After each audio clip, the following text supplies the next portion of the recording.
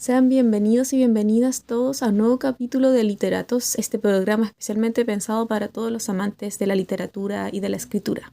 En el capítulo de hoy estaremos comentando un poco más sobre un género especial dentro de la literatura, el terror. ¿Por qué hablar de terror? ¿Por qué leer terror? Y lo más importante, ¿por qué escribir terror? Pareciera ser que el género literario del terror fuera, en ciertos puntos, más importante que otros. Es una impresión, pero tiene que ver con algo relacionado con la historia y el origen del género literario del terror. De hecho, para muchos es uno de los más antiguos y probablemente el primero. Y esto dice relación con esta conexión directa que tiene y este nacimiento en un sentimiento muy intenso y fuerte, que este es el miedo.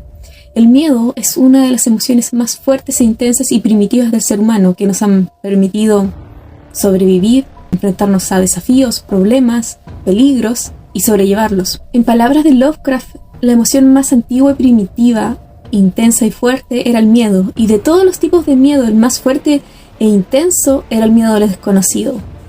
Y aquí hace una pequeña introducción a su obra El terror cósmico, pero lo más importante de esto es adentrarnos en el mundo del terror a través del miedo y cómo este se genera y se desarrolla a lo largo de la historia.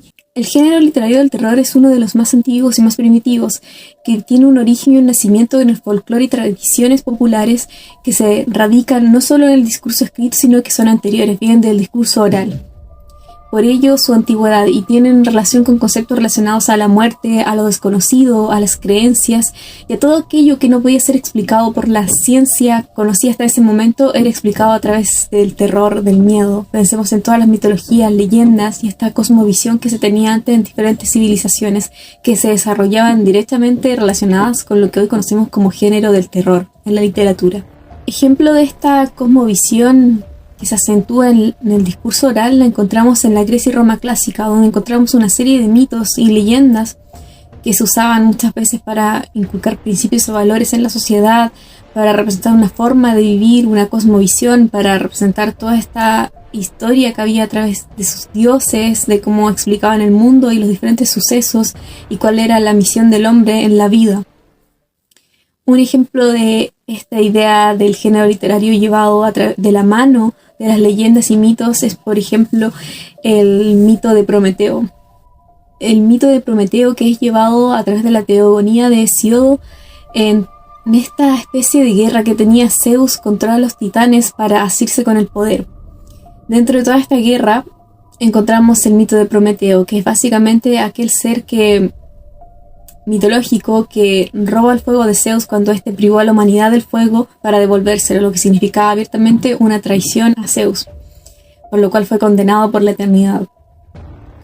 Y también hay muchos que interpretan este mito como la caída del hombre de una situación privilegiada hasta la situación actual en que se encuentra, alejada de Dios. La literatura del terror, con el apogeo del cristianismo, logra situarse de una forma distinta en el mundo, ya que el cristianismo tiene este concepto del bien y el mal distinto que toma un lugar importante dentro de la literatura del terror y a través de la cual se desarrolla gran parte de esta. Y cuando hablo de literatura del terror también pensemos en el terror llevado al cine, que en general podríamos decir que una gran parte de las películas de terror que vemos hoy en día son escritas o diseñadas bajo una cosmovisión derechamente cristiana y tiene que ver con este concepto del bien y el mal que da paso a abrir toda una literatura de terror. Y probablemente mucho de lo que se escribía sobre la literatura cristiana en un principio tenía que ver mucho con esta visión del mundo terrorífica. Entre las grandes obras de terror podemos mencionar Drácula de Bram Stoker, La leyenda jamás contada. Esta podría ser la primera novela en la historia del vampirismo. Pensemos que el vampirismo nació mucho antes de esta novela, pero nació en formato de narrativa corta, ya sea en poesía, en cuentos y relatos.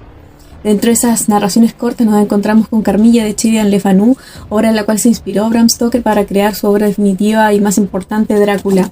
Otra obra importante y relacionada con lo que decía antes es El moderno Prometeo o Frankenstein de Mary Shelley. Grandes obras de terror y clásicos de la literatura y del género. Siguiendo esta historia del terror a través de la historia de la literatura, nos encontramos con la novela gótica, que nace en el siglo XVII. Se señala a la obra El castillo de Otranto de 1764 del Horace Walpole como el máximo exponente de esta obra, considerado también como el padre del terror literario, Esta novela en particular fusiona el medievalismo y el terror en un estilo que ha perdurado hasta hoy en día. Esta novela viene a hablarnos del infortunio de Manfredo, que toma temas centrales sobre el linaje, la falta de prudencia, la obsesión con el poder y la destrucción de la propia familia en base a esta ambición por el poder. Esta novela da inicio a un género literario sumamente popular a finales del siglo XVIII y principios del siglo XIX, que fue desarrollado por diferentes autores como Anne Radcliffe, Mary Shelley, Bram Stoker, Edgar Allan Poe, entre otros. La novela gótica se desarrolla específicamente entre 1765 y 1820, con una serie de elementos que lo caracterizan y distinguen entre otros géneros. Por ejemplo, la presencia de castillos embrujados, criptas, cementerios, niebla, seres extraños o ajenos a la realidad. ¿Qué es el terror? El terror es una ficción que puede encontrarse en prosa o en verso de longitud variable que sacude o asusta al lector o tal vez induce a una sensación de repulsión o aversión. Se caracteriza por crear una atmósfera inquietante. A menudo hay factores sobrenaturales. Cultiva el miedo y emociones asociadas. Sucesos sorprendentes acaecen en este tipo de narraciones, a menudo sin explicación inmediata, relacionándolo con algo esencial para el ser humano: el miedo, a través de la incertidumbre, tensión, ansiedad, entre otros tipos asociados al miedo. Para entender de mejor forma el terror en la literatura es necesario adentrar en la clasificación y diferentes categorías de terror en la literatura que existen. Estas son las subcategorías del género literario del terror. Existe una serie de categorías con las cuales se pueden clasificar los diferentes géneros, las diferentes obras de terror. Para efectos didácticos las clasificaré en tres. Primero, según el tipo de miedo que se produce. Segundo, según qué produce ese miedo. Y tercero, según la temática que se aborda. Vamos a empezar según el distingo clásico, del cual también se hace parte de Stephen King y del cual ha mencionado en diferentes conversaciones. Esto es, según el tipo de miedo que produce una determinada obra, ya sea terror, horror y repulsión. ¿Qué se entiende por horror? Horror es aquella literatura que provoca sensaciones físicas. Hay quienes la señalan como el tipo que siempre incluye un monstruo dentro de su narración. Un monstruo que puede deberse a cualquier especie de naturaleza y que siempre es responsable de todos los hechos que acaecen en la historia. Por otra parte, el terror provoca ideas o especulaciones tanto en el lector como en los personajes, generando sentimientos de temor que tienen lugar antes de que acaezca el evento. En tercer lugar se encuentra el terror de repulsión. Según Stephen King, es el nivel más bajo de horror, donde encontramos demasiada sangre, desmembramientos, gore, canibalismo, entre otras especies. La segunda clasificación, esto es según qué produce el miedo, esto es si es misterio, intriga, fantástico y terror psicológico. Cuando hablamos de terror de misterio, intriga, estamos hablando de que en medio de la cotidianidad o de la aparente normalidad se encuentra algo oculto, algo que quizás no debió haber salido a la luz. Se relaciona con esta idea del rostro siniestro de lo familiar, de lo que creíamos conocer pero que en realidad no es tan así. Hay una verdad oculta que nos aterra. Otro tipo de terror es el fantástico, aquel provocado por elementos sobrenaturales e irracionales, e implica una aceptación tácita del lector. Estas son nuevas leyes de la naturaleza. Esto es un compromiso tácito que se hace entre el lector y el autor al comenzar a leer una de estas obras. En tercer lugar, dentro de esta categoría nos encontramos el terror psicológico. En las obras de terror psicológico, el lector no tiene claro qué hechos realmente suceden y cuáles están solamente en la mente de sus personajes. Es algo que no tiene claro ni el lector ni los personajes mismos de la trama. Según temática, esto es los diferentes tipos de terror que existen actualmente, podemos decir que este es un número que va creciendo. Yo solamente estoy enumerando aquí algunos de los tipos que existen actualmente, pero con cada obra de literatura que nace cada año se están generando nuevas subcategorías. Por mencionar algunos, tenemos la literatura gótica, paranormal, del ocultismo, supervivencia, ciencia ficción, cósmica, comedia, gore, thriller. Y cuando hablamos de la novela gótica estamos también hablando de la novela gótica moderna, que se enfoca en la muerte como concepto y cómo este vínculo se relaciona con otros elementos como el amor, la familia, la pasión y otros tipos de sentimientos y elementos que habitan durante la vida del ser humano. Al hablar de terror, una de las obras que se nos viene irremediablemente a la mente es probablemente Narraciones extraordinarias o cuentos macabros, según la edición que tengan, de Edgar Allan Poe, uno de los maestros del terror y uno de los escritores que más ha inspirado las carreras y obras de diferentes escritores a través de los siglos. Nos encontramos con que esta obra tiene toda una mística con la cual fue creada, porque pensemos que Edgar Allan Poe escribió esta serie de relatos y poemas, porque pensemos que también incorpora el poema del cuervo, a través de su vida, publicando en diferentes revistas, periódicos de la época, y por los cuales le pagaban. Así uno puede reconocer en cada uno de estos cuentos y narraciones, si bien su visión es bastante científica, donde Edgar Allan Poe decía que la narración estaba más cerca de ser una ciencia que de ser un arte, incluso lo que deja ver en su ensayo Filosofía de la Composición, pero también deja ver a través de las temáticas que aborda y la forma en que se aproxima a esta literatura gótica, deja ver muchos de los sucesos que acontecieron en su vida. Pensemos que él fue adoptado, estudió Derecho, tuvo problemas económicos, no es que le faltaran recursos, porque su padre era un comerciante y le iba bien, solamente que cuando entró a estudiar la carrera de Derecho se dio cuenta que sus compañeros tenían acceso a una cierta calidad de vida que él no tenía, y eso le generaba frustración, y una frustración que llevó a lo largo de toda su vida, porque él fue uno de los pioneros, fue el escritor pionero que se dedicó exclusivamente a la escritura. Y como sabemos desde todos los tiempos, ser escritor es una de las carreras más inestables en términos económicos. Incluso hay escritores que, habiendo logrado el éxito, no llegan a tener una estabilidad económica. Pensemos en grandes escritores, en Bram Stoker, con su obra Drácula. Si bien tuvo un éxito de momento, ese éxito no siguió con los siguientes libros y él murió en prácticamente mendicidad. Pensemos en otros escritores como Miguel de Cervantes, cuando publicó su gran obra El Quijote. Muchos podrían pensar que fue un éxito en venta, y sí lo fue, pero muchos de esos libros que se vendieron en la época eran libros piratas y no fue favorecido económicamente. Y él también murió en una situación económica bastante precaria. Edgar Allan Poe también estuvo dentro de esta carrera, dentro de esta situación económica inestable y propia de los muchos escritores. A lo largo de la historia se puede observar con diferentes autores que la sociedad trata de una forma a los escritores que no tratan a otros profesionales. En general se considera que los escritores no necesitan comer, vivir ni pagar cuentas. Bueno, pero ese es otro tema. Lo que quiero seguir hablando acá es esta suerte de vida, de desventuras que tuvo Edgar Allan Poe. Recordemos que esta inestabilidad económica que lo acompaña a lo largo de toda su vida, sus desventuras amorosas. Recordemos que una de sus esposas se murió. Recordemos que también él era parte o partícipe de una vida bastante bohemia. Tuvo muchos excesos y adicciones que lo llevaron a depresión a lo largo de muchos años. Uno de los puntos más oscuros de su vida probablemente es cuando escribe el poema de El Cuervo, uno de los más recordados y más importantes de su legado. Después de escribirlo es que escribe este ensayo Filosofía de la Composición, donde describe su proceso creativo detrás de todo tipo de narración corta, y en particular lo hace mencionando este poema. Porque recordemos que Edgar Allan Poe no solamente fue un maestro del terror, sino que también fue un teórico importante de las ciencias literarias. Para complementar un poco de esta historia, este recorrido que hemos hecho a través de la historia de la literatura, a través de los ojos del terror, y especialmente de Edgar Allan Poe, el gran maestro del terror de todos los tiempos, es que quiero compartir con ustedes la lectura de uno de los cuentos que se contienen en Narraciones extraordinarias, Berenice. Berenice. La desdicha es múltiple y la miseria de la tierra es multiforme. Más allá del ancho horizonte, como el arco iris, sus variados colores se mezclan íntimamente en diversos matices.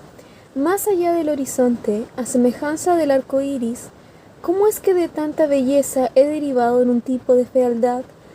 ¿Cómo de la alianza y la paz he descubierto un símil del dolor? Así como en la ética el mal es una consecuencia del bien, en la realidad de la alegría nace la tristeza. O el recuerdo de la dicha pasada es la angustia de hoy, o las agonías que son se originan en los éxtasis que pudieron haber sido. Mi nombre de pila es Eagus. No diré mi apellido, sin embargo, baste decir que no hay en mi país torres más honorables que las de mi melancolía, sombría y lúgubre morada.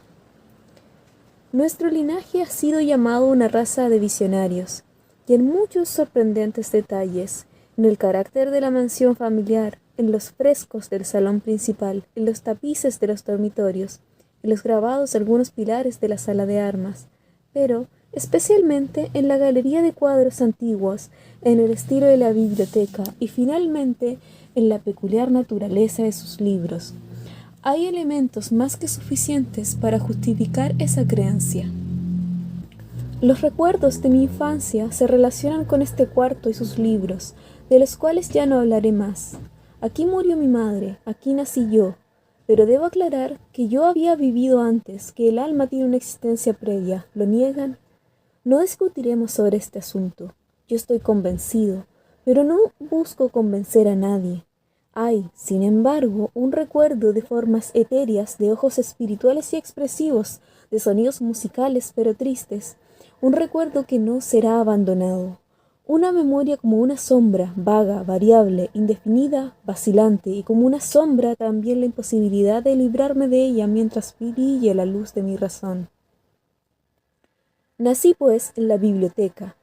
Desperté en una larga noche de lo que parecía ser sin serlo la no existencia, para trasladarme al país de las hadas, al palacio de la imaginación, a los salvajes dominios del pensamiento y del saber. No es extraño que en ese entonces mirara a mi alrededor con ojos asombrados, que malgastara mi niñez entre libros y mi juventud en sueños. Pero sí es raro que en plena madurez aún me encontrara viviendo en la mansión de mis padres. Sí, es asombrosa la parálisis que afectó mi vida, asombroso el cambio que se produjo en mis sentimientos más comunes. Las realidades terrenales me afectaban solo como visiones, mientras que las extrañas ideas del mundo de los sueños se transformaban en la única materia e interés de mi existencia. Berenice y yo éramos primos, crecimos juntos en la casa de mis padres, pero crecimos de maneras muy distintas.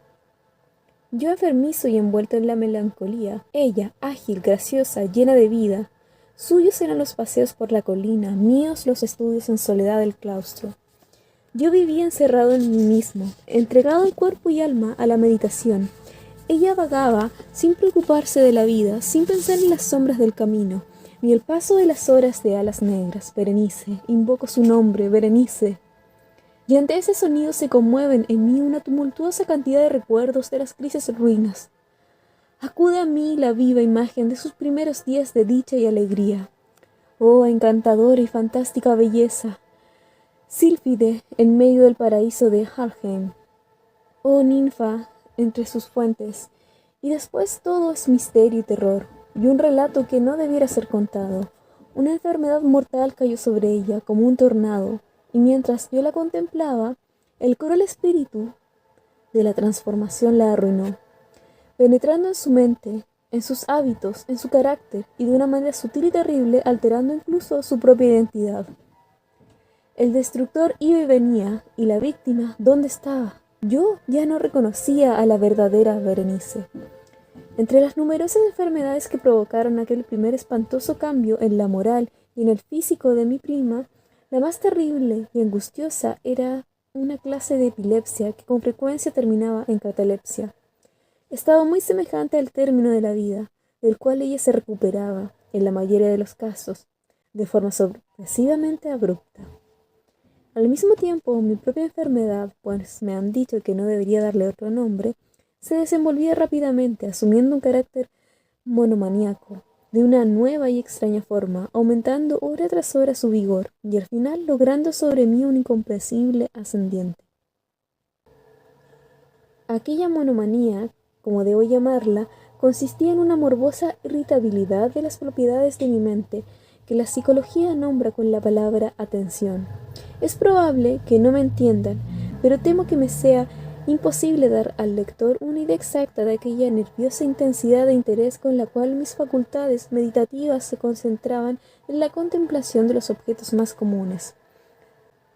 Reflexionar durante horas con la atención fija en alguna nota trivial al margen de un libro, permanecer todo un día de verano absorto en la contemplación de una sombra extraña que caía sobre el tapiz o sobre la puerta, pasar toda una noche observando la llama de una lámpara o el crepitar de la chimenea, soñar durante semanas con el perfume de una flor, nombrar monótonamente una palabra hasta que, Debido a su repetición, su sonido dejaba de ofrecer alguna idea en mi mente. Perder toda noción de movimiento o de la existencia, permaneciendo un largo tiempo en reposo absoluto. Estas eran algunas de mis extravagancias más comunes provocadas por el estado de mi mente, las cuales, aunque no carecen de precedente, desafían cualquier tipo de explicación o análisis. Pero no me entiendan mal, la excesiva, intensa y morbosa atención que me provocaban los objetos triviales no debe confundirse con la tendencia natural de muchos hombres a la meditación, sobre todo aquellos que poseen una imaginación inquieta.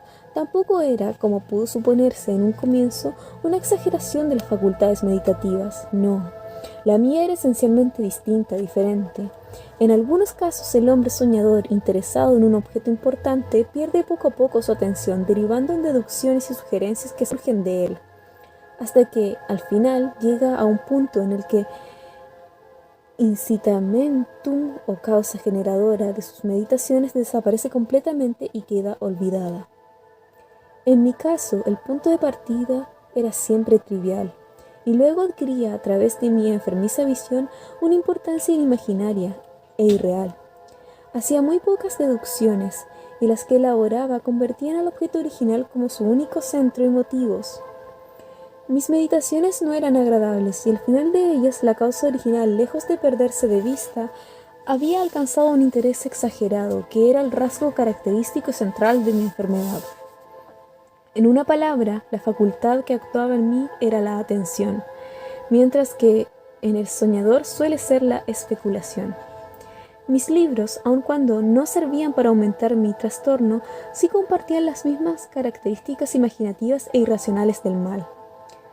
Recuerdo, entre otros, el tratado del noble italiano Coelho Secundus Curio, La grandeza del reino santo de Dios, la gran obra de San Agustín, La ciudad de Dios, y la de Tertuliano, La carne de Cristo, cuyo paradójico pasaje me mantuvo durante largas semanas en una improductiva investigación.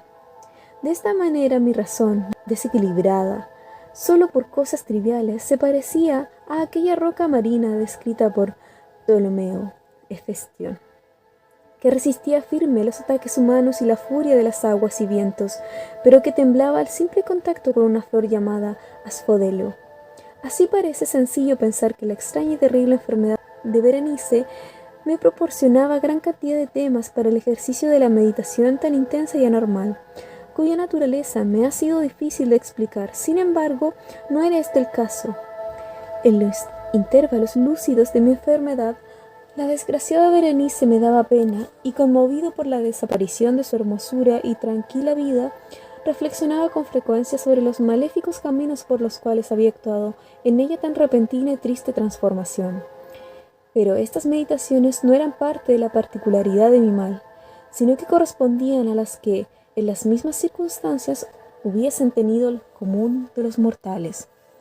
Fiel a su carácter, mi trastorno se concentraba en los cambios menos importantes pero más llamativos del físico de mi prima, sobre todo en aquellos que se relacionaban con la espantosa modificación de su identidad.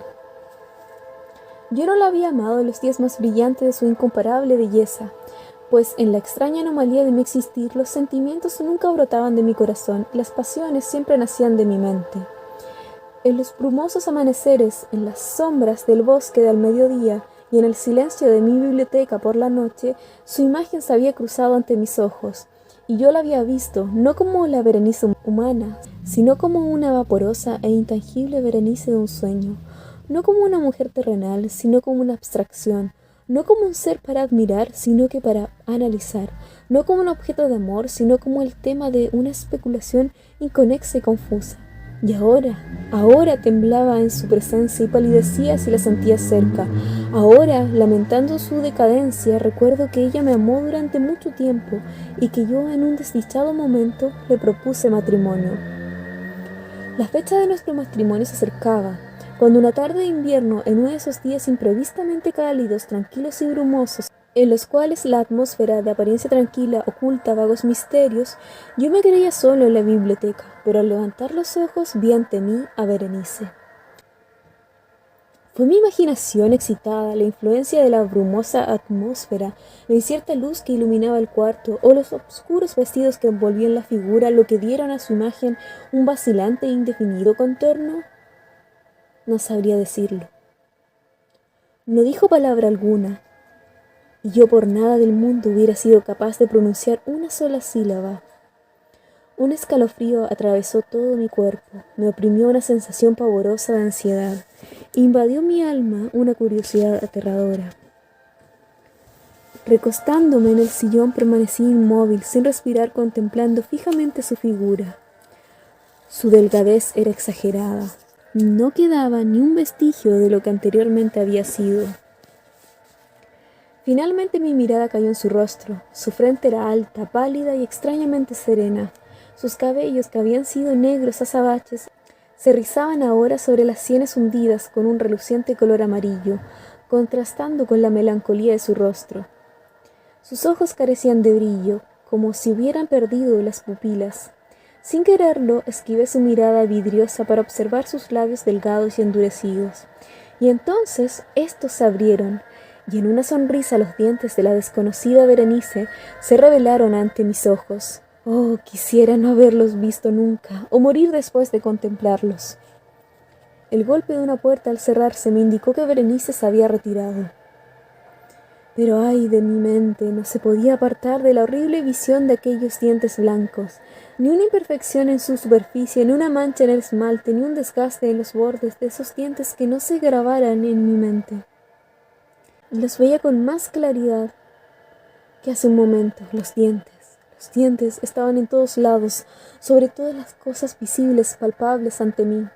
Largos, estrechos, blanquísimos, con los labios pálidos contrayéndose a su alrededor. Entonces mi monomanía llegó a su máximo grado. Yo hube de hacer grandes esfuerzos por mantenerme ajeno a su influencia. De todos los miles de objetos que hay en el mundo, solo pensaba en aquellos dientes. Los ansiaba furiosamente. Todas las demás preocupaciones quedaron postergadas ante esa única contemplación. Ellos eran lo único presente en mi mente, y su exclusiva individualidad se transformó en el norte de mi vida intelectual. Los examiné en todos los sentidos, estudié su cadáver, sus peculiaridades, los analicé desde todas las perspectivas, reflexioné sobre el cambio de su naturaleza, hasta les atribuí en la imaginación un poder sensible y consciente e incluso sin compañía de los labios una virtud de expresión moral. Se ha dicho de la señorita Sale que todos sus pasos eran sentimientos. Yo puedo asegurar de Berenice que todos sus dientes eran ideas. Ese fue el pensamiento absurdo que me destruyó, ideas. Por eso lo deseaba locamente. Sentí que solo su posesión me devolverían la razón y la paz. Y llegó la oscuridad de la noche, y se fue.